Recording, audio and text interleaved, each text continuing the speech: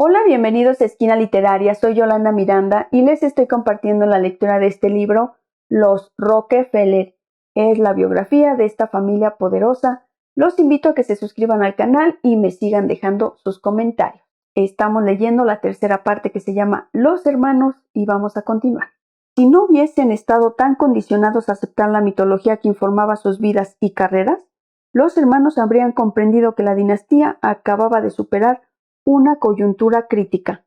Habrían convocado una reunión en la casa de juegos, como solían hacer para hablar de cosas privadas, lejos de los empleados que montaban la guardia de los mitos rockefellerianos como eunucos de harén, y habrían procurado esclarecer el proceso que, cual guadaña, estaba cortando la historia estadounidense, arrastrándolos a ellos. Tendrían que haber prescindido del papel ritual que había aprendido a desempeñar y mirarse objetivamente, como lo hacían con los valiosos artículos que coleccionaban. Habrían tenido que prescindir de los libros escritos por autores pagados o autorizados por ellos mismos para intentar despojarse de la pretensión de un destino predeterminado en su historia y analizar la curiosa concatenación de acontecimientos que su singular familia había propiciado. Habría sido como reconstruir la versión auténtica de la dialéctica familiar.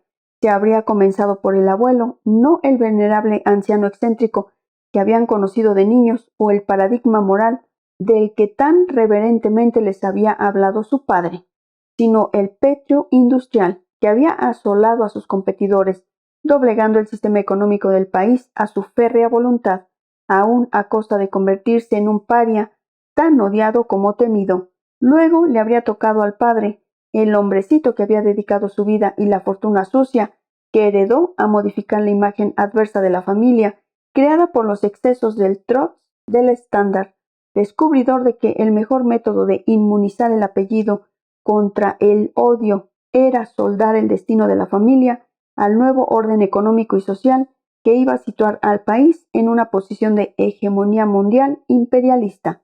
Con ello parecía completarse el proceso, dando paso a un mito de proporciones épicas. Lejos de cuestionar la simbiosis entre el destino de su familia y el del país, los hermanos habían dedicado sus carreras a forjar vínculos aún más firmes que les procurasen una clase de poder que su abuelo jamás habría podido esperar, y al mismo tiempo una especie de invulnerabilidad, ya que la identificación de la familia con los Estados Unidos se hizo tan estrecha que casi parecía una traición atacarlos a ellos. Los años 50 habían sido su época, los tiempos en que se hicieron mayores y empezaron a ser conscientes del impacto que producían en el mundo. Los 60 habían comenzado con mejores auspicios aún. En la presidencia estaba Kennedy, pero los hermanos habían dedicado años a construir avanzadillas en un ámbito que ahora se denominaba Nueva Frontera. Ellos eran varones representativos de una aristocracia del dinero y el poder que influiría en ese mandato y en los sucesivos. A semejanza de su padre, los hermanos no adoptaban decisiones intempestivas.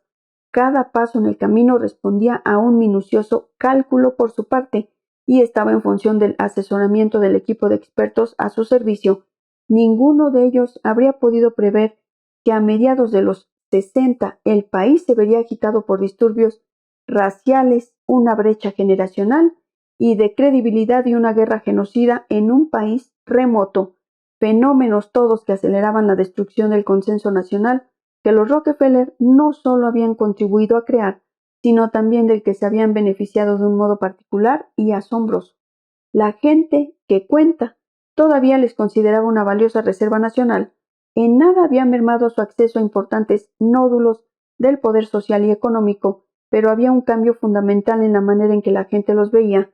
Ya no eran caballeros sans peur et sans reproche, sin miedo e irreprochables, como lo habían sido de jóvenes en sus comienzos. Ahora eran simplemente hombres con poder, y cada vez les resultaba más arduo actuar en función del mito que su padre había creado para evitar que le pidieran cuentas.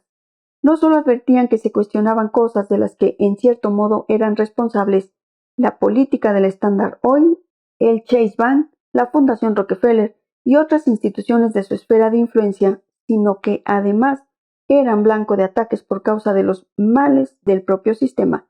Se habían convertido en la encarnación más obvia de aquel siniestro poder inherente al sistema, la estructura del poder, la clase dirigente, y toda la plétora de expresiones para designar aquella trabazón de intereses económicos y adscripción ideológica que la gente no lograba ver, pero que sabían era la causa del caos social y moral de los tiempos. Los Rockefeller eran influencia, dinero, control, política. Eran el poder. Entender todo esto y dilucidar su sentido habría sido una ardua tarea, quizás excluida de la capacidad conceptual de los hermanos. Si hubieran tratado de entender el proceso que los había generado, habrían destruido el laborioso edificio sobre el que se asentaban sus propias vidas privadas. Sin embargo, aunque no se atrevieron a preguntar qué era exactamente lo que pasaba, no podían evitar percatarse de que algo no funcionaba.